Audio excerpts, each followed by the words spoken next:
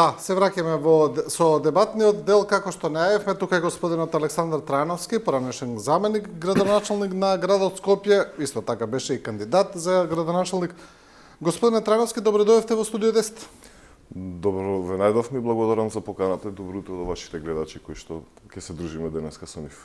Да, во првиот дел од емисијата ќе разговараме прво за состојбите во градот Скопје, за она што се случува сега. Еве имаме некој период, кус период се разбира со новиот градоначалник Орце Ѓоргиевски.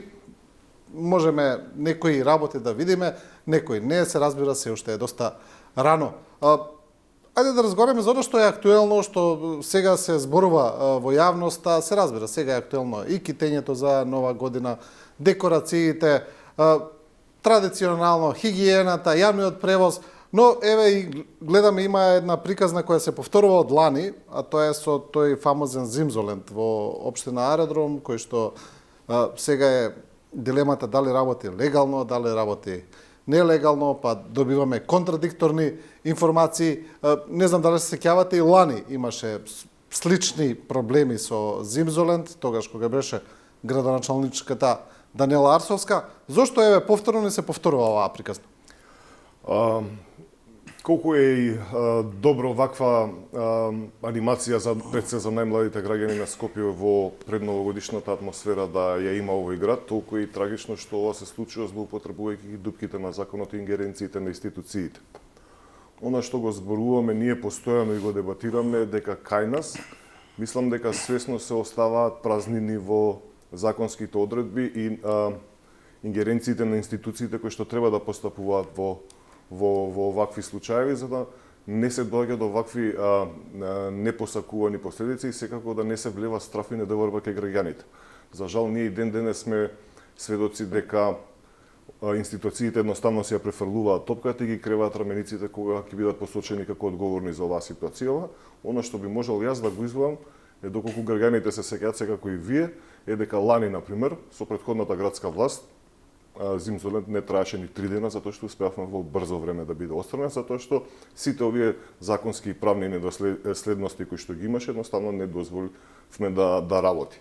Она што сега го гледаме е дека тој, иако и тогаш беше популистички, да речам, искористен сега од актуелната власт во градот Скопје и во општините, затоа што беше како паралелна прослава направена во однос на прославата и организацијата за пречекот на новата година од страна на градот Скопје, кој што традиционално ја прави на плоштадот на централното градско подрачје. Тогаш беше поволен партнер, нели, дека да се покаже тогашната актуелна власт и градоначалничката како неспособна да организира добра. Да, беше приказната Даниела Арсовска, еве не организира ништо. Да, медиумски, популистички. Градот беше напаѓан уште многу порано, ако се сеќавате, негде од околу 15 ноември почна онаа дебата и да не речам подигање на хистерија кај граѓаните дека градот не е накитен, дека ќе остане без прослава, дека граѓаните нема да има каде да се забавуваат на плоштадот, нема да има ништо, а само за подсетување, ако еве сега сме задоволни со уредувањето и украсувањето на градскиот плоштад. Лани за подсетување имавме 5, освен главниот плоштад во центарот, имаше уште и 5 други мали плоштади кои што беа уредени, исто така накитени, секако на нив имаше помали елки, исто така нели и големината на елката беше предмет на исмејување. Оваа година јас не гледам дека елката е нешто поголема, но сепак ми е драго што ќе го пофалам актуелниот градоначалник, затоа што изнајден начин како да го представи ова и се надевам дека ова гледам дека има интенција да стане како навика или традиција, токму на 15 декември, нели со настискањето на куглата да светне градот Скопје и односно новогодишното украсување да го добие оној пон сјај кој што треба да го држи во периодот кој што ни престојува. Во однос на зимзолен, тоа кажува дека начинот на кој што се организираат овие анимации и содржини не ги исполнува условите буквално дали од деловен аспект или од аспект на безбедноста на граѓаните. Кај нас, за жал, многу години намазат не се наоѓа систем кој што би можел да го реши, да го валоризира или да го искор на овој начин на употреба. За разлика од кај нас, например, во соседството, еве конкретно Србија, буквално секој мало градче, да не речам и селце, си има собствен рингишпил. Сите овие реквизити подлежат на одредени испитувања и атестови кои што ги добиваат и кои што ги захтеваат. Кај нас не постои институција која што може да гарантира за безбедноста или за квалитетот на изработката на овие реквизити, а кога се однесува до институција или политичката, секако и одговорност кај оние кои што се предводници на општините и на градот Скопје, тука се изземаат од одговорност и затоа не би сакале да се впуштат во да речам директно одобрување на овој начин на функционирање или дека да бидат тие оние кои што го одобриле или не го одобриле овој реквизит или оваа анимација за граѓаните да се случува во овој период. Добро, знаете што ми е тука сега, ајде да речеме малку чудно. Ако лани со Зимзолент имавме една институционална какофонија предизвикана од политизација, каде што имавме у град Скопје една администрација, на централно ниво друга власт, па и у самиот град, нели, блокиран совет и така натаму, и сега, како што вие самиот кажавте, се искористи тогаш Зимзолент за една политичка пресметка. Оваа година не е така. Имаме една сосема поинаква политичка ситуација. Имаме иста власт и на централно ниво во градот Скопје, и во општина Аеродром, и на државно централно ниво. Значи, немаме таков, ајде да речеме, не може да дојде до таква политизација каква што дојде лани, и повторно имаме, не знам, имаме спорни моменти. Не можеме да одговориме на едноставно прашање дали Зимзолент легално работи или нелегално работи. Сега нема изговори, нема веќе никој не блокира, нема ништо. Тоа е точно, значи кога ќе добиете апсолутна власт, тогаш не можете да барате изговори. Буквално сите институции од централно ниво, овие кои што ја што ја проверуваат квалитетот на услугата која што даваат, секако даночните обврски на ова правно лице или не знам како е формулирано и како настапува и остварува промет од граѓаните. Има повеќе институции, тоа секако тука е и управата за јавни приходи, Агенцијата за храна и ветеринарство исто така. И ова се гледа дека тука има еден судир на повеќе дејности кои што не може да се да фузират и да функционираат без да има никакви забелешки и од институциите и од граѓаните. Јас знам дека граѓаните на Аеродром, особено во овој дел на Лисиче каде што живеат, каде што е во моментов Зимзолент, се премногу револтирани затоа што прво, иако организаторите или собствениците, како да ги наречам, тие имаат најдено приватна парцела, која што законот им овозможува на таа приватна парцела, се додека станува збор за монтажна опрема, нема никакви прекршувања на законите, но даспот на хигиенските навики на оние штанчиња кои што произведуваат храна на таа приватна парцела, нема инфраструктура, да речеме водовод, канализација и такви работи, така да се работи за една импровизирана организација која што не може да ги исполни стандардите кои што се потребни. Дополнително она што не се предвидува гужвата која што се создава од посетителите и целосно разбирам револтираноста на граѓаните кои што живеат во овој крај, за разлика од оние кои што пак нели за да си поминат убаво и да создадат некој среќен момент кај најмалите, секако го посетуваат и уживаат во реквизитите и анимацијата која што ги нуди овој парк. Но повторно ви кажувам, некој свесно има оставено дупки во одредените законски одредби и одлуки на нашите институции, за да вакви работи и нус појави, можеме слободно да кажеме, ни се појавуваат без при тоа да има било какви правни или било какви последици по организаторите или инициаторите на вакви настани. Да, ние можам да кажам дека и лани кога го посетивме Зимзолент вака и приватно, видовме едни прилично небезбедни реквизити, една импровизација, каде што се возеа деца, каде што тоа беше буквално со некакви дрвени вака чанчиња закочено и мислам беше навистина ужасно тоа да се види. Не знам, оваа година не сум бил заволјен на вистината, не знам како е. Добро, кога сме кај Зимзолент и за потребата на граѓаните да имаат ваков тип на анимација, што е нормално за секој град, ми се чини да има, тука сега се отвори и приказната за Луна парк. Па видовме бомбастични наслови. Скопје конечно ќе добие Луна парк. Па видовме и Скопје доби Луна парк. Скопје доби модерен Луна парк. Такви, мислам, наслови кои во најмала рака погрешно наведуваат, да не се изразам полошо, бидејќи доколку влезете во текстот и ги прочитате деталите, ќе видите дека се работи за јавен повик кој треба да биде објавен во јануари, дека работите треба да бидат изведени за 3 години, а знаеме дека кај нас тоа може да биде и 5 и 6 и така натаму. Во ред. Навистина, еве ме интересира бидејќи сте биле во градот Скопје, што е приказната со Луна паркот? Каде закочи целата работа? Значи се навраќаме уште на времето кога Шилегов беше градоначелник. Од тогаш започна постапката и се некако се закочи. Видете, и Луна градскиот може би и Коце Трајановски кога беше, не знам. Коце Трајановски беше првиот кој што започна реконструкцијата на Луна паркот и да завојано вистината, мислам дека проектот на Коце Трајановски беше еден од подполните, слободно можам да кажам, каде што освен проектната документација беа изработени точно тематска и инфраструктурна поставеност на реквизитите. Потоа, нели, пред да раскажеме целата приказна, ќе кажам дека и Луна паркот, како и многу други работи во градот Скопје и во јавните претпријатија, е жртва на гол популизам и на чиста политичка пресметка.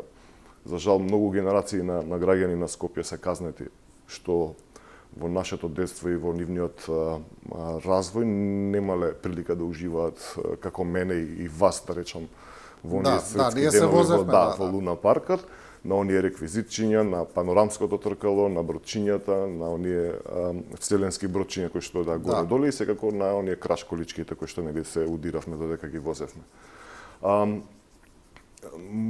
Не можам да кажам дека и господинот Шилегов имал лоша намера, тој сакаше да ја збогати понудата на реквизити, но некако во таа приказна политиката и популизмот си го зема данокот.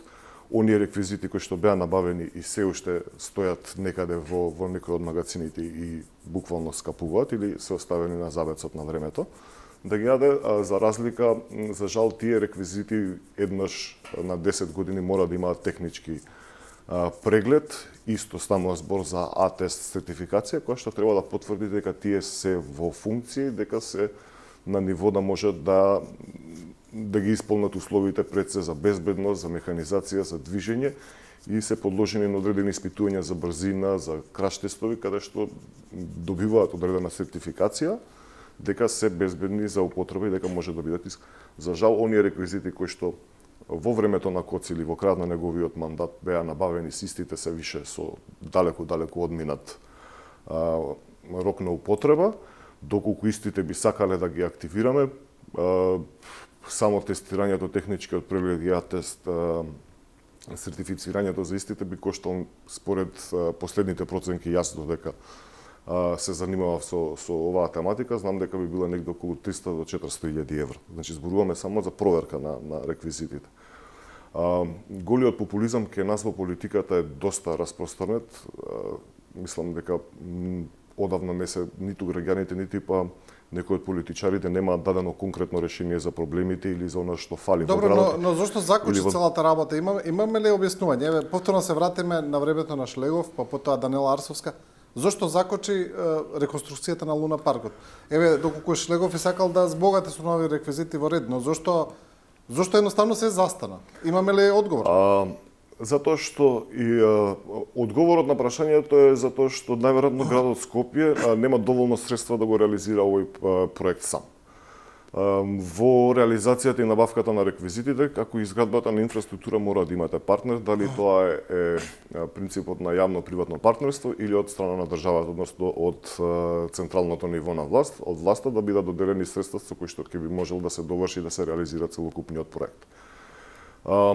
Ако се сеќавате и во времето на Коцот, како беше објавен проектот, овие дел од реквизити кои што беа набавени беа од страна на град Скопје, но и тогаш и во времето на Петре Шилегов се бараше партнер кој што ќе ја доработи темата на паркот, за да нели може да биде регионално препознат и да биде атрактивен за посетителите не само од Македонија, него и од регионот, зборуваме за Косово, Албанија и така натаму Србија.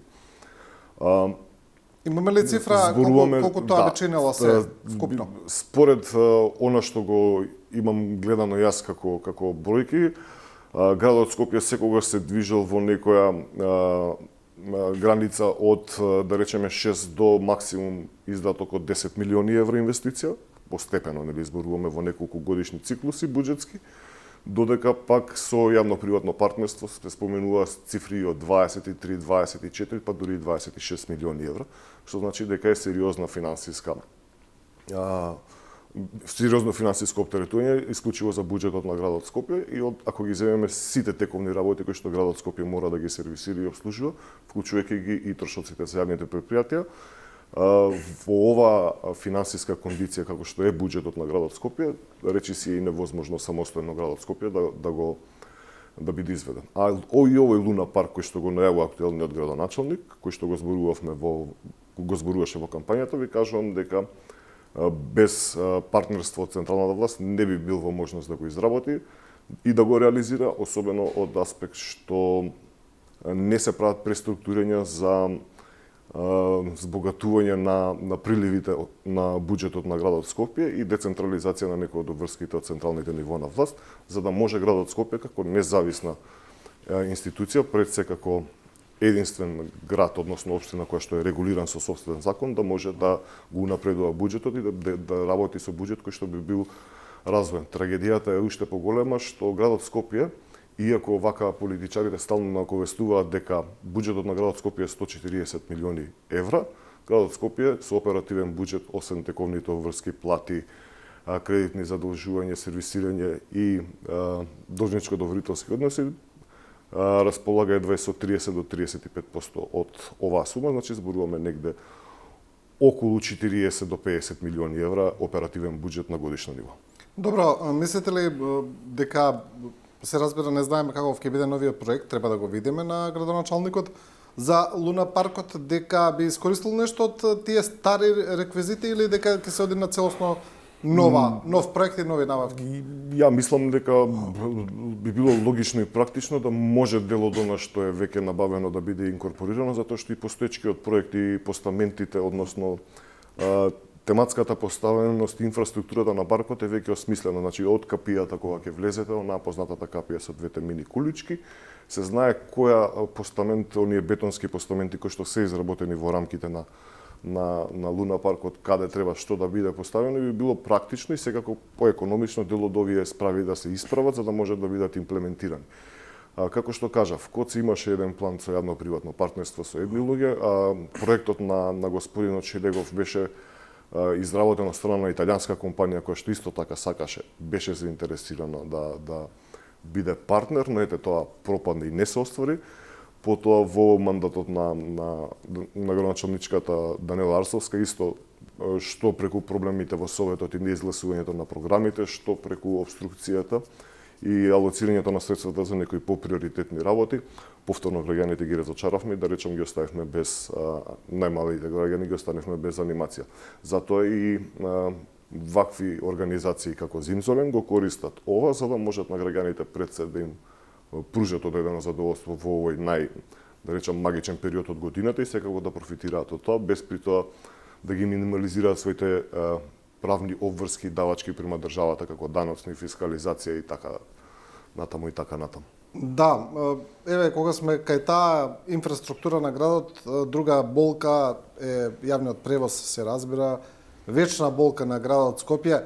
И сега кога новиот градоначалник најавува нови автобуси, дека нормализација, да речеме, на јавниот превоз, ние имаме информации кои ги објавуваат и дел од нашите колеги на социјалните мрежи, дека имаме нови рекорди, каде што за автобус, конкретно за седмица, се чекало саат и 20 минути да дојде. Значи, не гледаме некаква нормализација за сега на јавниот превоз. Јавниот превоз, за да се нормализира, ни треба постоечки систем. Системот беше девастиран и свесно уништуван изминати веќе 4 години, така да и новиот градоначалник најавува нови автобуси сега, што мене ако ме прашате е години за доцнето. Тоа го најавуваше и премиерот, каде што еден оглас пропадна. За жал тој беше најверојатно и свесно неуспешен оглас и обид за јавна набавка на нови автобуси, затоа што тогаш градот беше управуван од неповолна личност, да речеме, за премиерот и за актуелната власт тогаш на централно, сега и на локално ниво.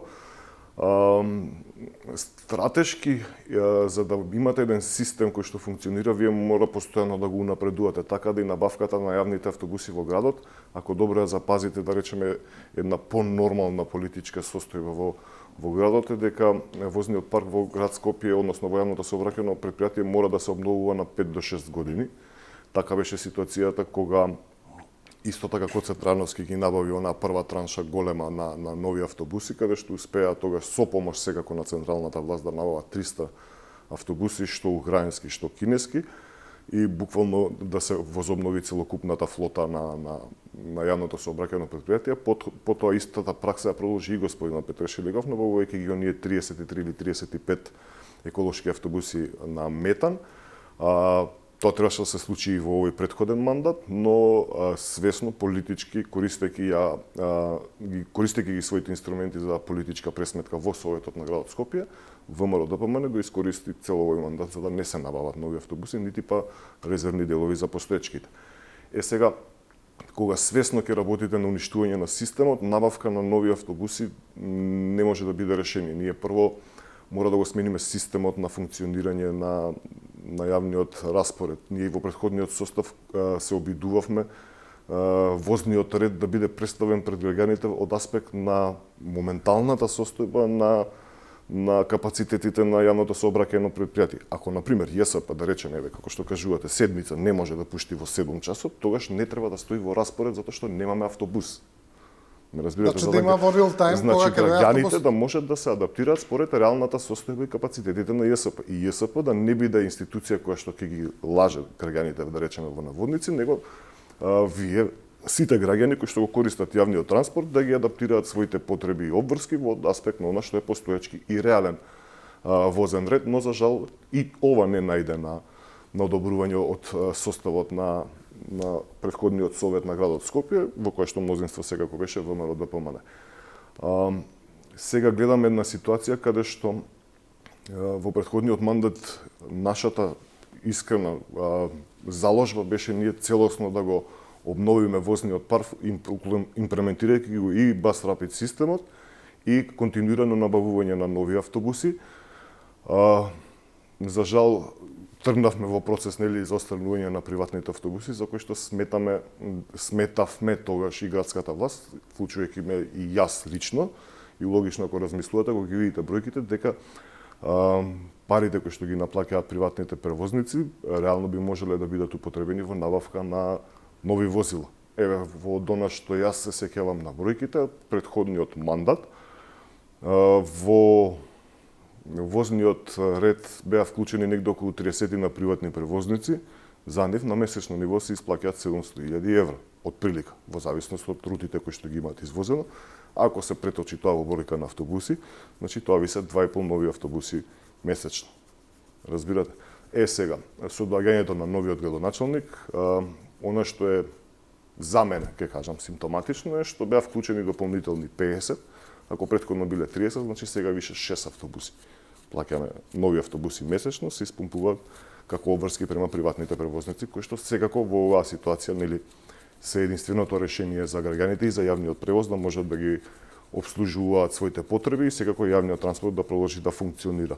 Но она што беше симптоматично, што сакав да го кажам е дека токму во периодот преди изборите, процури на информација можеби ја проследивте, дека токму во тој период беа увезени 50-60 автобуси од правни лица, приватни фирми, кои што свесно, значи, знаеле за ситуацијата, дека ќе дојде момент каде што нови капацитети од приватните превозници ќе бидат побарани за да бидат вклучени во јавниот транспорт и еве тоа се случи на помпезна или популистичка презентација пред салата Борис Трајковски, каде што беа поредени автобусите, нови автобуси кои што еве и сега се вклучени во јавниот транспорт. Но за жал, повторно ќе кажам дека без систем и овие 50 автобуси на постоечките капацитети на јавното сообраќајно претпријатие не се доволни.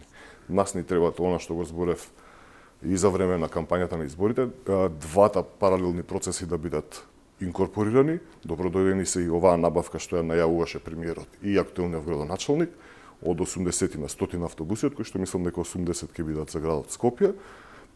Bus Rapid системот секако мора да биде отпочнат во најбрз можен рок. затоа што и во самата имплементација на овој систем во втората фаза предвидува набавка на 60 нови автобуси и уште еднаш ќе потенцирам дека новите автобуси во овој момент не можат и не треба да бидат електрични, затоа што депоата на јавното сообраќајно предпријатие немаат инфраструктура која што би можела да ги полни батериите на електричните автобуси. Буквално, утре да ни дадат 50 автобуси, ние нема да можеме да ги користиме и да ги пуштиме во градската мрежа, затоа што немаме капацитети кои што ќе може да ги полнат тие батерии. За потребите нови автобуси треба да се изработат две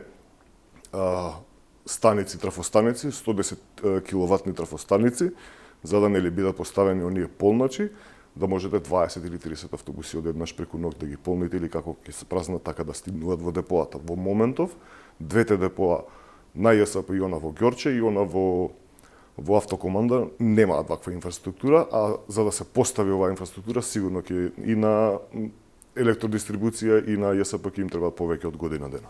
Да.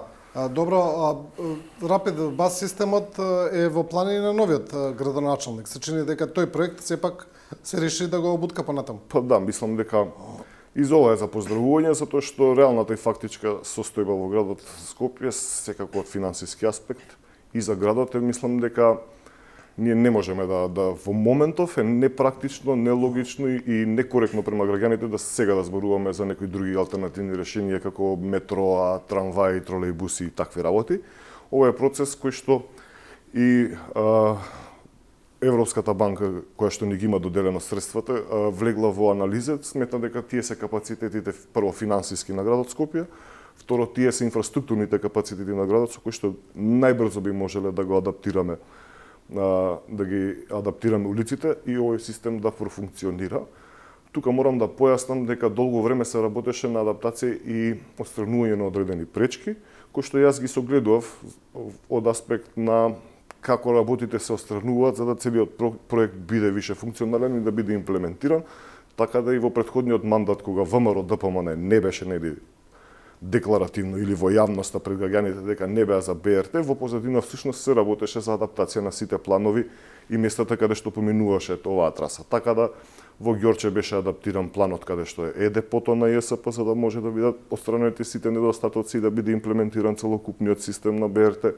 Исто така и во аеродром, после во паркот после капацитетите на ФФМ, како и одредени други траси, кои што одредени други проблеми на трасата, пред се на булеварот Цветан Тимов, каде што исто и советничката група на ВМРО ДПМН во градот Скопје, секако и општина Чаир со градоначалникот тогашен Вистер Гадио, ги изгласа регулацијските планови со кои што Цветан Димов ќе претрпи сериозни измени за да може БРТ системот да биде имплементиран и една од главните артерии да поминува тука.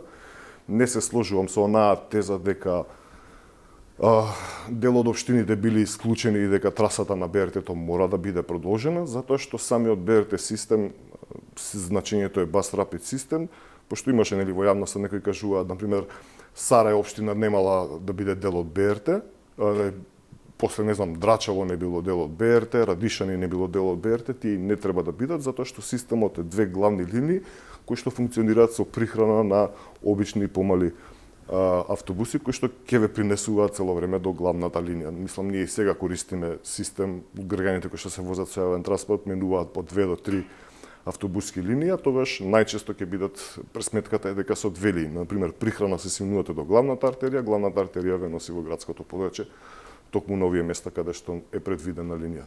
Да, и тоа е сега имаме и приказна со Safe City, со камерите, каде што... Да, али, само да напоменам, бисто ја поздравувам и оваа одлука на господинот Георгиевски, што се одважи, да речеме, од претходните политики на ВМРО, дека БРТ не е поволен проект за градот Скопје. Напротив, според нашите можности, инфраструктурата најсоодветен и најадекватен.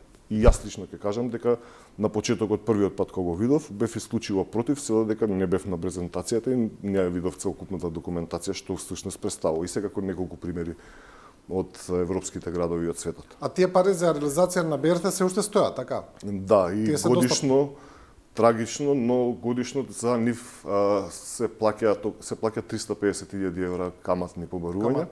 Да, и тоа се пари на граѓаните кои што залуднеме 5 години више се фрлаат. Да. во воздух, наместо Да, други. да. Буквално еден автобус годишно губиме. Може ли сега Safe City да како што велат надлежните и да придонесе за подобар превоз во Скопје, бидејќи и тука информациите се контрадикторни. Во ред е за безбедноста на граѓаните се разбира, за почитување на законот, сето тоа е во ред, но има сега некакви анализи дека Safe City всушност ќе го успори јавниот превоз. Поради спорото движење, црвените, жолтите светла и така натаму. Јавниот превоз сега за нашиот Safe City не би можел да не знам како да го карактеризирам затоа што јавниот превоз не е инкорпориран како посебна линија. Кај нас на Safe City, како кажам, VIP пас добиваат само знаете кој. Ме разбирате? Да. Например, во западните земји, во било кој град да отидете, самата вертикална сообраќајна сигнализација, семафорите и автобусите, односно возилата на јавниот превоз се опремени со сензори. Кога ќе дојде автобусот во близина на семафорот, например, сензорите се поврзуваат и автоматски ја пушта таа линија, ја приоритизира за да може јавниот превоз да помине. Истото се случи кога доаѓате на автобуска постојка каде што застанувате. Кога застанува автобусот, например, се симнуваат патниците, сензорот го отчитува дека автобусот стои и се уклучува црвено светло за да можат безбедно патниците да го поминат пешачкиот премин или во моментов на симнување.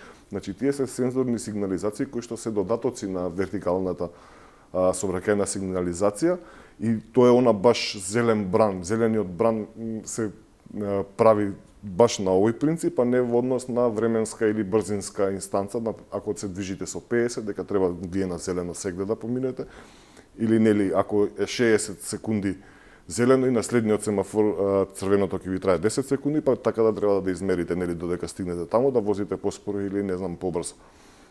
Од аспект на тоа се паметни решенија за сообраќајот, нешто што за жал во овие избори немавме прилика да го зборуваме. Значи, ако се сеќавате во 2017-2021 зборевме за Smart City, тоа се не за Safe City, не за ѓубрето во контейнери, него зборевме за Smart City платформи каде што од една централа се управува целиот систем на градот. Она што е добро и за поздравување дека точно кај нас сообраќајната култура беше навистина на едно незавидно и поразително ниво.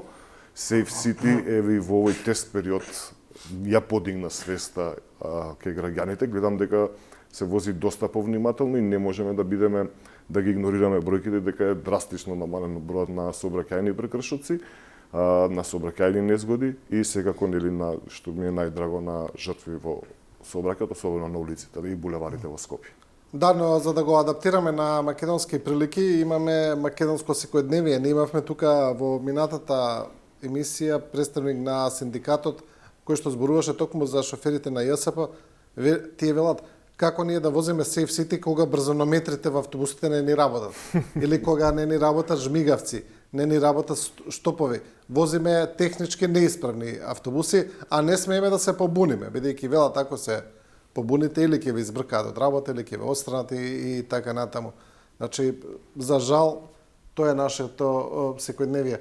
Добро, ја спомнавме хигиената, се разбира, тоа е вечна болка и сега она фамозно ветување на градоначалникот Ѓоргиевски ќе го ичестам Скопје за 72 часа. Има и тука, нели, контрадикторни мислења, ајде да речеме, дали го исчести, дали не го исчести. Во ред се чини дека собирањето на смет функционира по-нормално. Мислите ли вие дека таа една аномалија која се направи пред изборите, кога беше Скопје затрупано во смет, дека се направи намерно, како што многу се зборува? И кој го направи тоа? Јас ќе поврзам две теми, можеби ајде утринска емисија, ма пак ке нас политичкиот популизам и пресметка мислам дека е навлезено во буквално секоја пора на општеството. За жал и во овие избори, во предизборите ѓубрето беше користено за, да речам, давење или на одредени теми, да не се зборува и еве ќе ги потсекам граѓаните, ќе го поставам прашањето. Дали мислите дека градот ќе почнеше да се дави во смет доколку Даниела Арсовска не почнеше да зборува за дивоградбите во Чаир? Некако Мислите дека тоа е поврзано? Овие две теми се поврзани. Откако се актуализираше темата со дивоградбите во Чаир, после ескалацијата со физичката пресметка со оној господин, нели, кој што нападна тогаш градоначалничката Арсовска, после тоа некако се искористи моментот да се доби дополнителна потреба и порив да се докаже неспособноста на Арсовска преку нефункционалноста на јавните предпријатија. Прво беше, нели, секако ЈСП, нема автобуси, касниме на работа, што еве гледаме дека и сега истата ситуација се случува и секако после повидливо за граѓаните, односно за читателите, нели, на медиумите и оние кои што апсорбираат информации од социјалните мрежи, дека градот е преполн со ѓубре и дека не се собира сметот. Не беше Добро, проблем сметот не се собираше на вистина, тоа е факт дека не се собираше. Да, но факт е дека немавме ни една јавна набавка на резервни делови за постоечките возила на комуналната хигиена и секако ниту едно ново возило. Тоа исто се рефлектираше преку работата и неволјата на мнозинството во Советот на градот Скопје на ВМРО да помене да не се набавуваат или да не се одобрува инвестиционата програма на комунална хигиена, додека пак еве сега истите тие дел од овој состав на Советот на градот Скопје, особено од советничката група на ВМРО да помене, се истите луѓе кои што пред еве колку време помина 3 месеци беа против, сега се за и за нови автобуси, и за нови возила, и за нови контејнери, паметни решенија и такви работи. Така да пак овој инструмент кој што се користеше политички пред се против Даниела Арсовска, потоа продолжи да се користи и во изборната кампања за градоначалничкото место на градот Скопје. Така да ние бивме граѓаните беа ставени пред свршен чин да одберат дали сакаат да живеат со глувци, со ставорци, со ѓубре пред на улиците или ќе изберат човек кој што ќе има волја и енергија да чисти. Јас сметав дека и тогаш и сега човек, па потоа градоначалник. Да. Јас и тогаш и сега сметав дека градот Скопје не е проблем да биде исчистен, како што и видовте и господинот Ѓоргиевски, градот го исчисти не со возила на јавната комунална хигиена на предпријатието, него со помошни возила од приватни совесни компании, најчесто тоа се блиски соработници, и секако од останатите механизација на останатите градови и општини од Македонија, секако од истата партија. Кога ќе го завршите тој 72 часовен период, повторно останува дека нас ни недостасува современ и паметен систем на управување со отпадот и подигање на сметот од улиците и од контејнерите. Во однос на овие капацитети, повеќе од неопходно исто така е набавка на нова механизација како контејнери, така и на возила. Сега ќе видиме како ќе се одвива тоа. Јас повторно ќе кажам дека и ова помош при работа не би можело да биде обавена без поддршка од централната власт. Не знам колку владата и премиерот Мицковски ќе бидат расположени. Затоа што исто така и оваа механизација е една од посериозните и захтева доста големи средства, например едно возило за подигање смети исто негде околу 200 до 250 илјади евра, а ако постоечката флота порано била 140-150 возила, знам дека во време на кампањата, последната информација моја беше дека градот Скопје се чисти со едва 18 возила. Еве да речеме дека и во периодов се одглавени некои процеси, некои од постоечките возила се сервисирани, значи во моментов градот Скопје се чисти максимум со 50-60 возила. Што повторно ни укажува дека ние сме со 1/3 капацитет. Буквално системите на јавните предпријатија се девастирани. Имаше некоја, ајде да речеме, шпекулација или полуинформација дека можеби се работи и за некаков план за приватизација на комуналната хигиена во Скопје, дека се создава атмосфера за и на јавноста да прифати дека приватизацијата е најдобар начин за справување со хигиената. Бидејќи знаеме дека во светот собирањето на отпад на смете е сериозен бизнис и дека тоа го работат сериозни компании. Да, но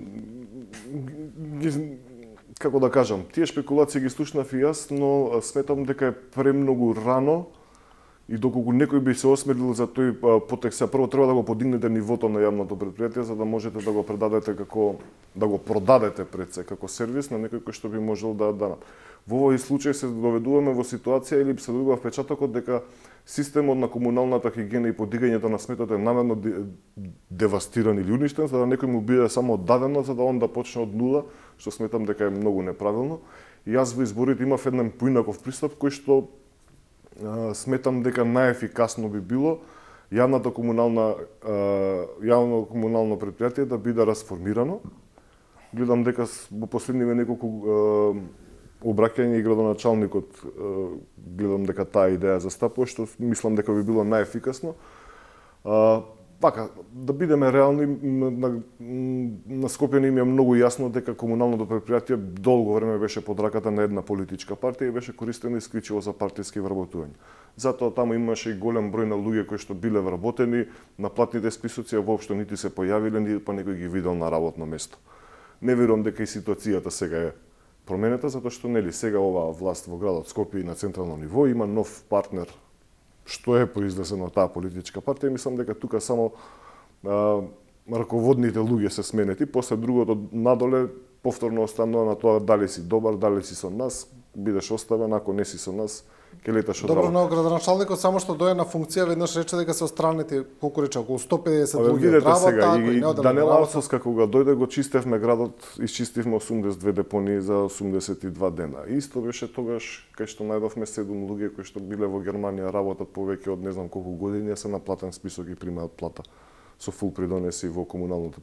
Така да мислам дека тие популистички патерни се веќе познати на граѓаните и дека тие секогаш се користат во првите месеци на нели за поседнување на власта во градот Скопје или генерално во било која институција. Така да суштински тоа не е системот. Другата работа што мораме да си ја признаеме дека ние како држава немаме потенцијал на работници да можеме да си дозволуваме такви луксузи да бркаме толку многу луѓе па да вработуваме други. Едноставно нема, понудата е таа. Ние сезонски работници градот Скопје што секогаш ги пушта оние огласи со кои што се абсорбираат луѓе кои што се подолго време барачи на работа со ниско образование. Огласот, например, захтева околу 300-400 луѓе, едва 120 се пријавуваат, од кои што во првиот месец ќе поработат, после тоа не се пронаоѓаат во работата или им се допаѓа и напуштаат. Ме разбирате? Така да верувајте, и овие кои што ќе се отпуштат, не се отпуштат, него оние се баш на договорно определено време, каде што им истекува договорот, не им се продолжува, но повторно на следниот оглас, голем дел од тие луѓе кои што се појавуваат и пријавуваат, верувајте, и аплицираат, верувајте дека се истите луѓе, затоа што се пронајдени во тој систем, сакаат да го работат и ја знаат работата. Она што ние треба да работиме е на паметни решенија од аспект на промена на начинот на кој што функционира комуналното претпријатие, како се подига сметот. Не можеме ние во 2025 да вози камионот и да бара полн контејнер или да го гледа на социјални мрежи па да ви се јави градоначалникот и таму ми се жалат, одете. Подигнете. Постојат современи системи кои што сме ги гледале години назад. Јас лично сум видел повеќе од 6-7 принципи на системи на функционирање. Со мене биде колеги советници од сите советнички групи, од ВМРО, од СДС, од ДУИ, од повеќе политички провиненции. Мислам дека овој проблем не треба да има партиска боја или решението не треба да биде партиско, него е во интерес на сите граѓани кои што живеат и сега оние кои што го посетуваат градот Скопје. Се поставуваат сензори на контејнерите, системот ви ги прати во централата кои контејнери се полни со ѓубре, ви отцртува најекономичната рута на возилото излегува, ги собира тие контејнери и тоа е тоа. Многу едноставно решението, ви кажувам. Сме биле во Турција, Бодрум, Истанбул, Виена, Грас, Бордо, Минхен, Франкфурт и да не набројувам уште многу европски метрополи кои што сме биле сведоци на овие системи како функционираат и се многу лесни за имплементација, треба само да имате волја и секако да алоцирате средства да влезете во реализација. Да, ние имавме и други теми тука кои се однесуваат и на актуелната политика, но за жал немаме време и некако останавме цело време на градот Скопје, па така и ќе завршиме. Еве за последно прашање. Во друга прилика. Да, во друга прилика. Последно прашање, доколку во минатото имаше пречки, ајде да речеме, за функционирање на градот, да не се навраќаме. Сега веќе мислам дека такви барем политички пречки и обструкции нема. Ниту на локално, ниту на централно ниво, го кажавме тоа, ниту во Советот на град Скопје. Мислам дека веќе градоначалникот нема да има изговори од таков тип. Па да, таа апсолутната власт те носи во кјош каде што не можеш да посочуваш други кривци и да бараш изговори или оправдување за нешто што не би можел да реализираш или да направиш. Ќе видиме како ќе функционираат Советот овие 4 години. Ја мислам дека проблемот ќе биде да се најдат пари за реализација, затоа што кога ќе го девастирате системот кој што постепено набавува и обновува, треба да направите сега огромни набавки кои што захтеваат огромни средства одеднаш за многу кратко време. Тука ќе биде секако да видиме колку владата ќе биде спремна да го прати градоначалникот на градот Скопје, затоа што они се одлучија на тој систем дека градот Скопје, они го манифестираа пред граѓаните и тој систем реално победи. Ја доби довербата на граѓаните дека градот Скопје не може да функционира без поддршката на премиерот и централната власт.